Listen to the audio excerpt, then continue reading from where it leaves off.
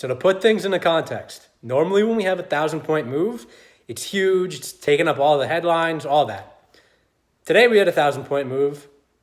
Yesterday we had a 1,000-point or whatever move, but we've had so many 1,000-point moves in the past 2 weeks that it's not that big a deal. Yesterday, obviously, we came down so much.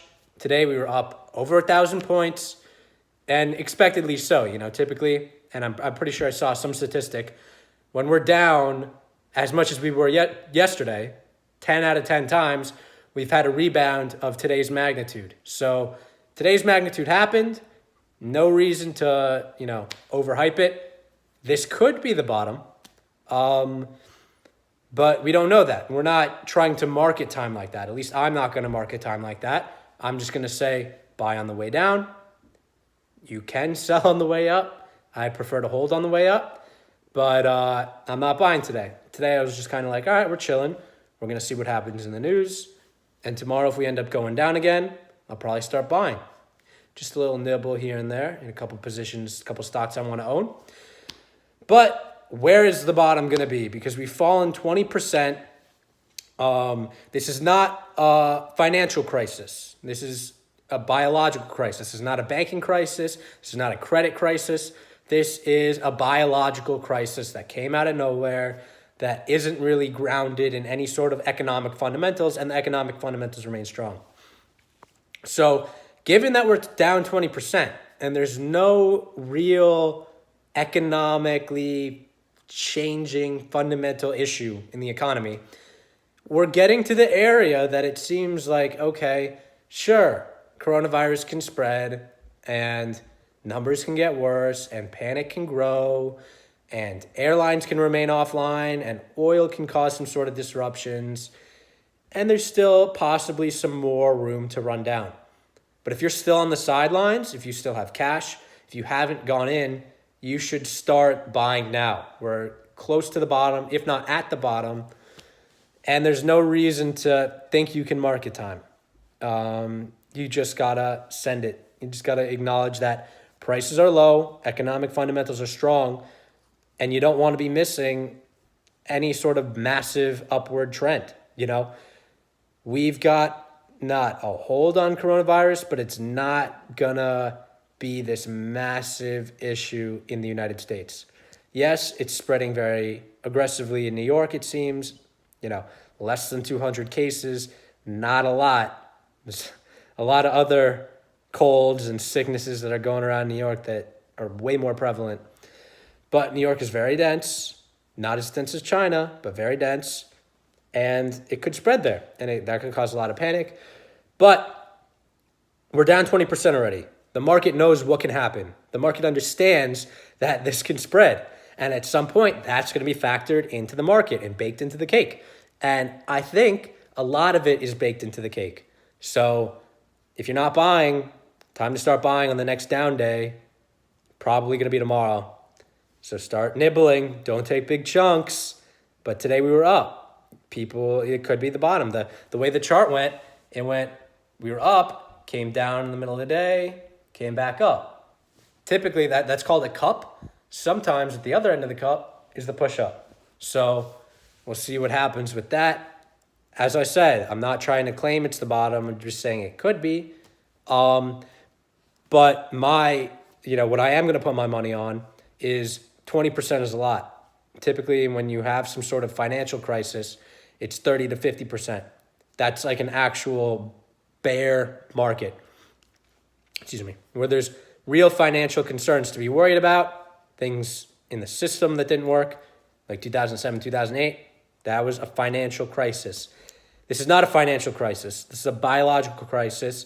And once it's resolved, we're going to return back to strong economic growth, strong economic fundamentals, and that's going to happen rather quickly. President Trump is implementing economic stimulus that I'm sure is going to be approved by Congress, unless it's that payroll tax cut. We'll get to that in a second. So 20% is a lot. If you're not buying right now, you should be buying on the next down day. Nibbling, expect it to maybe go down the next day, and then continue to nibble. Don't be waiting on the sidelines. Now, what is this economic stimulus going to look like? What implications is it going to have? All that. So the number one thing that's been floated around that Trump even talked about today was the payroll tax cut. probably by the end of the year or for the rest of the year, but possibly forever. Now, a lot of payroll taxes, they go to things like Social Security, Medicare, those things that, kind of older generations get as their, cover and as a reward for their contribution to furthering society for younger generations. We pay them. That's our way of paying them directly. President Trump wants to cut that because a lot of these hourly, if you're making $1 million a year, you don't care about your payroll tax.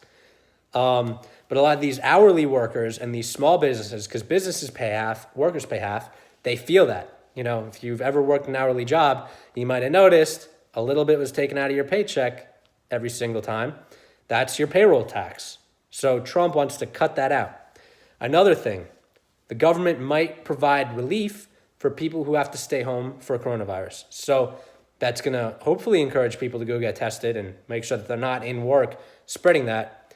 But more importantly, if they are, if they do get the disease, the government will help the business continue to pay them the hours they would normally be working so that consumer can still have that money and still spend and not suffer just because they have some disease, and they'll be incentivized to go get tested. So all around good and good. I hope these things get, payroll tax cut would be fantastic. I have an hourly job myself. So I'm sure many of you do. So let's try and hope for the best, and hopefully that will have a big effect on the economy, at least in the next year. That should help curb some of the coronavirus concerns. But ultimately, we want something that's going to help mitigate the disease. What we want above all else is better testing. So South Korea has gotten it together. Their numbers are dropping. Why? They're doing a very, very good job testing. They've built a lot of drive-thrus in their hospitals so people can just drive through, get tested, have results within 12 to 24 hours. Italy's starting to do something like that. But South Korea has really gotten it under control very quickly. And it's because of how well they've been testing. Here we've kind of been slacking on the testing. That's why New York is being like, we can't even count. Now, New York's government, especially de Blasio, is incompetent. So, yeah, I don't even know if I'm going to go back for break because it doesn't make sense. I'm not going to be able to come back to Dallas. Not going to go back to school. I'm just going to be the person who could spread it. So, likely not going to go back. We'll see. Doesn't make sense to go back to the hot zone. So, we'll see what happens. As I said, most important thing, the market bakes things into the cake. The market knows that the coronavirus can spread. They see the numbers. They've been seeing the numbers. They've been saying nothing's going to happen for, the first couple weeks of it being a thing. Then all of a sudden, they realized, supply chains were, the issue is not people getting the disease. The issue was supply chains in China. When supply chains in China started slowing down and getting cut off, and when Apple said they weren't going to hit the revenue guidance, then the market finally said, oh, wait. And then the market started selling off. So a lot's baked into the cake. If you're not buying, what are you doing? Start buying. Until next time, tomorrow, peace.